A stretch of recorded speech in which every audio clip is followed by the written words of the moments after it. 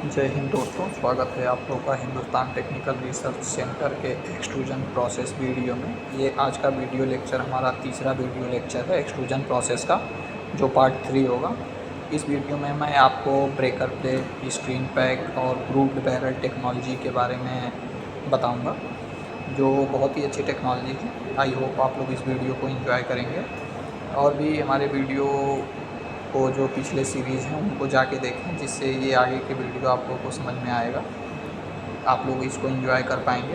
तो चलिए देरी ना करते हुए शुरू करते हैं अपने इस वीडियो लेक्चर को।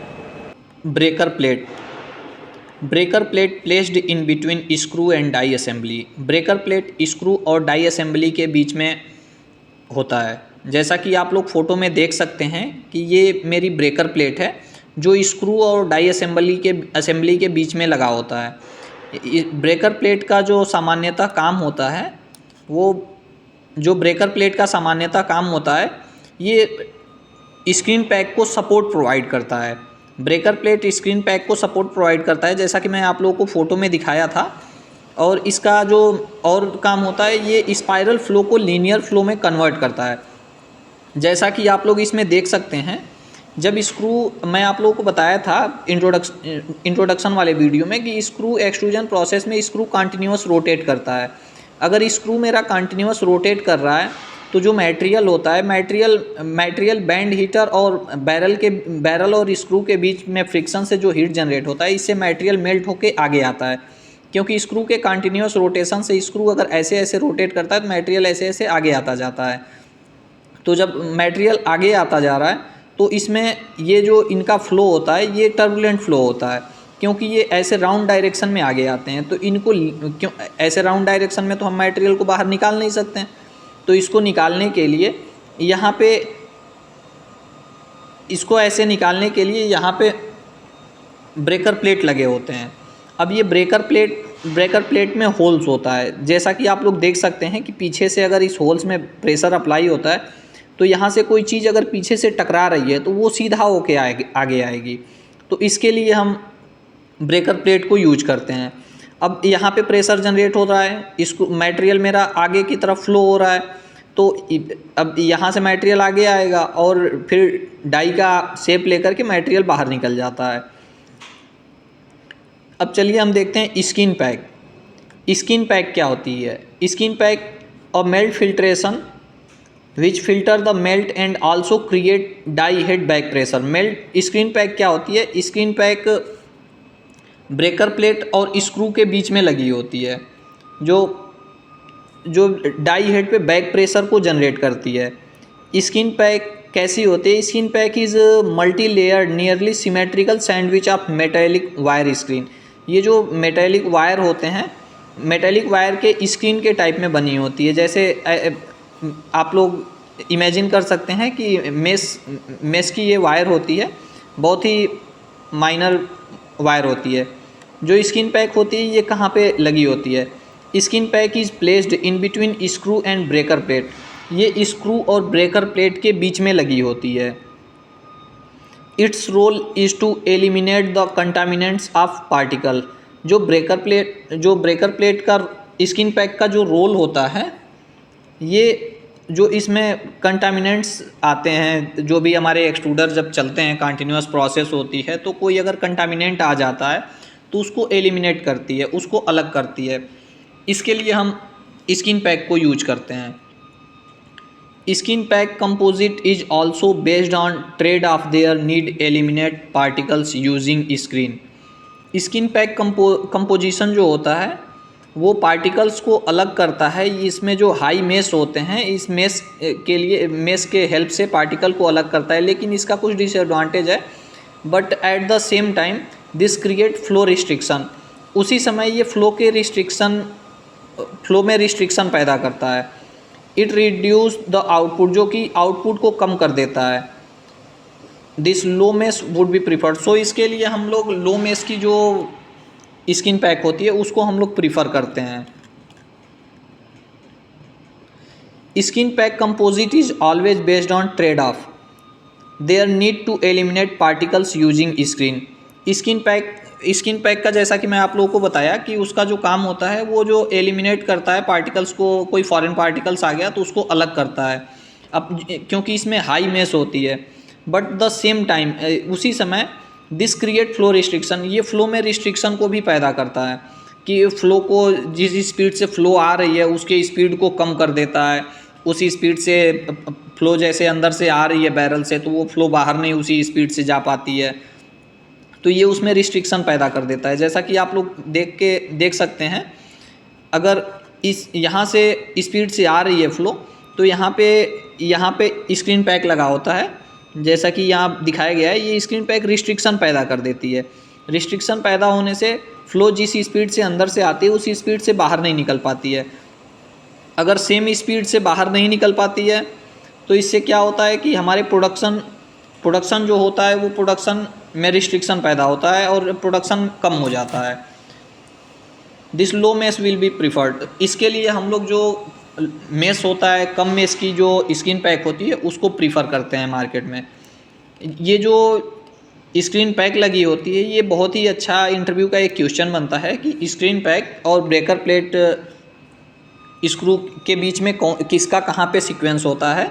तो यहाँ पे स्क्रू लगा होता है, पहले स्क्रू होता है। अगर हम बैरल के साइड से आएँ तो पहले स्क्रू होता है, बीच में स्क्रीन पैक होती है, फिर उसके बाद ब्रेकर प्लेट लगा होता है, फिर उसके बाद डाई असेंबली होती है।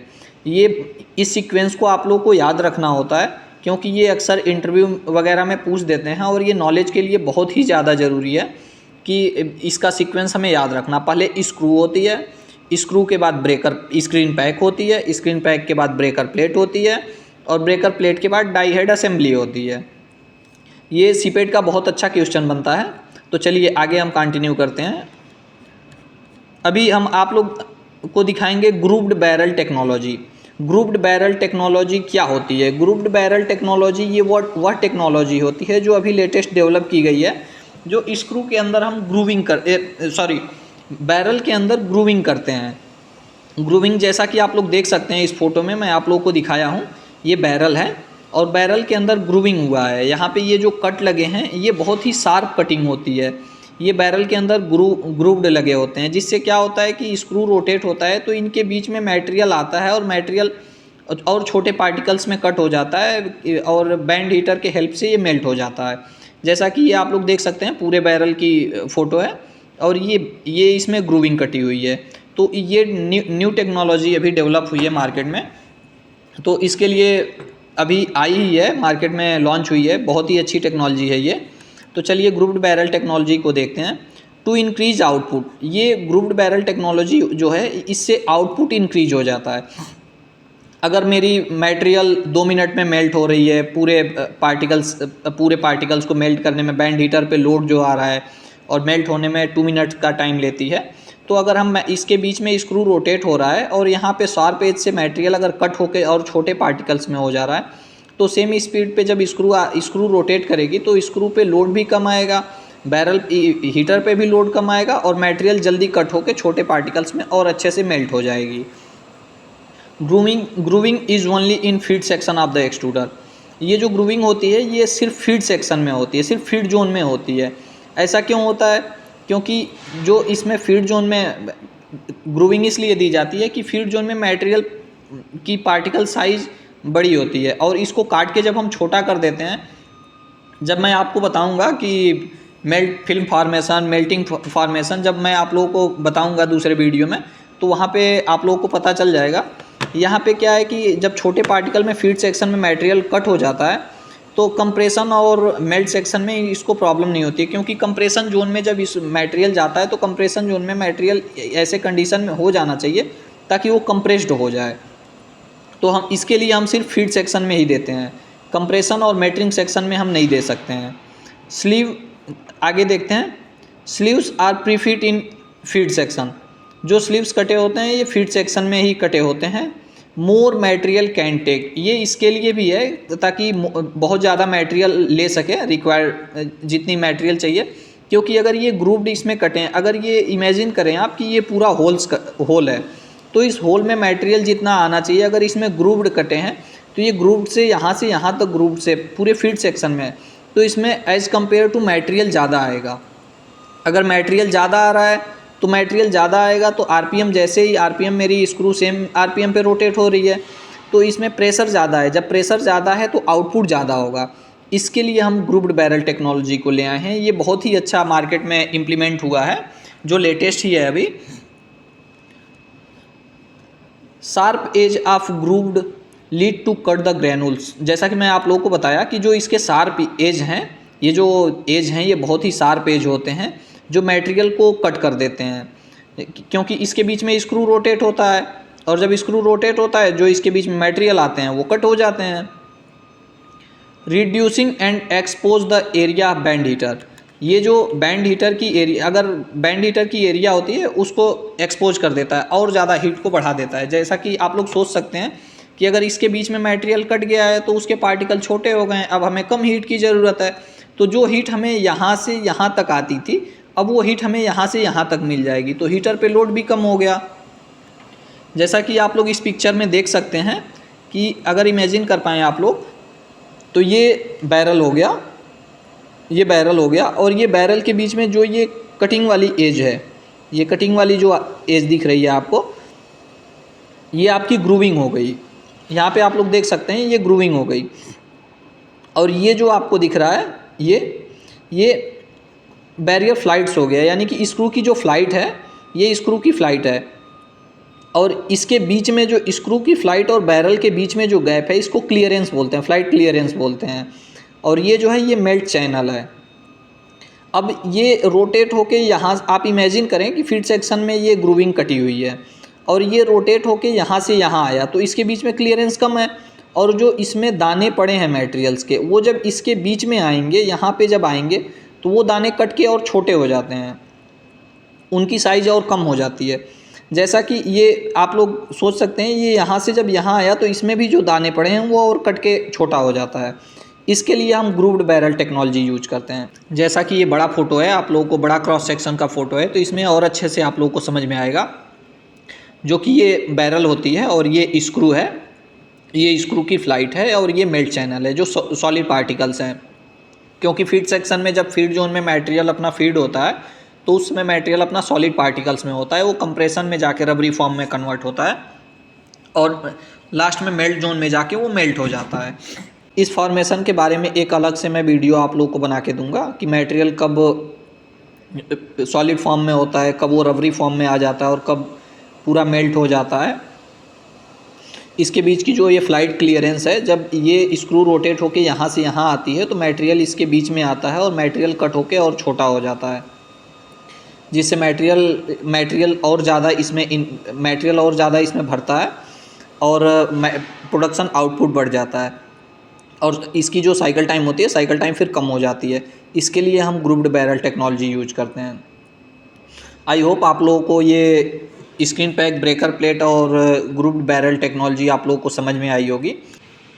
मैं आप लोगों को बताना चाहूँगा कि जो मेरा संडे का सेशन होता है वो जॉब के रिगार्डिंग होता है। जिन किसी को भी जॉब की रिक्वायरमेंट होती है, स्पेशली प्लास्टिक इंडस्ट्री के जॉब को हम लोग अपडेट करते हैं, तो हम संडे को 11 बजे जॉब अपडेट का सेशन लेके आते हैं और वो जो वीडियो होता है वो जॉब अपडेट से रिलेटेड होता है। हमारा उद्देश्य यह होता है कि आप लोग उस जॉब को अप्लाई करें और उस जॉब को ले सकें। और हमारे चैनल पे इंजेक्शन मोल्डिंग सिस्टम से जुड़ी जानकारी भी दी जा रही है, जो एक प्लेलिस्ट चल रहा है हस्की इंजेक्शन मोल्डिंग सिस्टम के नाम से। तो आप लोग इन वीडियोज़ को देखें और सीखें और जो जॉब अपडेट है उस पर अप्लाई करें और शेयर करना ना भूलें, ताकि जिन किसी को भी रिक्वायरमेंट है एजुकेशन की या फिर जॉब की तो उनको यहाँ से जानकारी मिल जाएगी। आपके एक शेयर से किसी की ज़िंदगी बन सकती है। धन्यवाद। जय हिंद।